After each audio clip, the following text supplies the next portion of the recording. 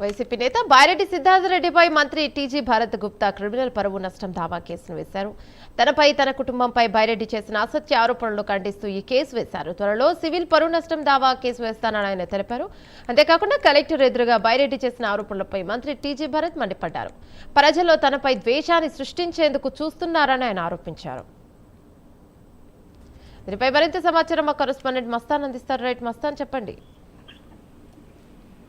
Yamuna Kurnool collectorate ఎదుట బైరెడ్డి సిద్ధార్థరెడ్డి గత 2 రోజుల క్రితం చేసిన వ్యాఖ్యలు కనుక దుమారాన్ని రేపుతున్నాయి. మంత్రి టీజీ భరత్ ను తన కుటుంబాన్ని టార్గెట్ చేస్తూ బైరెడ్డి సంచలన ఆరోపణలు చేశారు. అదేవిధంగా దానికి ఈ టీజీ భరత్ గారు అయితే కనుక స్పందించడం జరిగింది. నాపై చేసిన అన్ని అసత్య ఆరోపణలే కానీ వాస్తవాలు లేవంటూ, అదేవిధంగా ఏదైతే సమాజంలో ప్రజలలో తనను ఉద్దేశించి తనను ద్వేషించే విధంగా కుట్రపూరితమైన వ్యాఖ్యలు చేశాడని చెప్పి కూడా ఆ రోజే స్పందించడం జరిగింది. దానిపై నేను సివిల్ గా కోర్టుకు వెళ్తాం, పొడవు నష్ట దావాను కూడా వేస్తామని కూడా ఆ రోజే ప్రకటించడం జరిగింది. అందులో భాగంగానే ఈ రోజు నిన్న గత రాత్రి అయితే కనుక సెక్షన్ 351(2) నేరపూరిత బెదిరింపు చర్యలు, అదేవిధంగా 352 పిఎన్ఎస్ శాంతి భద్రతల విఘాతాలకు సంబంధించి, అదేవిధంగా 353, 356, 356 క్రిమినల్ పరువు నష్ట దావాల కేసుల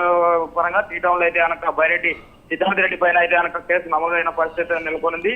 ఏదైతే కనుక ఇప్పటికే దాంతో పాటు రాష్ట్రంలో రాబోయే రోజుల్లో ప్రైవేట్ కేసు కూడా వేసి పరువు నష్ట దావా కోర్టులలో మేమైతే కనుక పరువు నష్ట దావా వేస్తామని కూడా చెప్తున్న పరిస్థితి నెలకొనింది. దీన్ని బైరెడ్డి సిద్ధార్థరెడ్డి వైఎస్ఆర్సీపీ ఎలా ఎదుర్కొంటుందో వేధించుకోవాల్సిన పరిస్థితి నెలకొనింది. Thank you Mastan.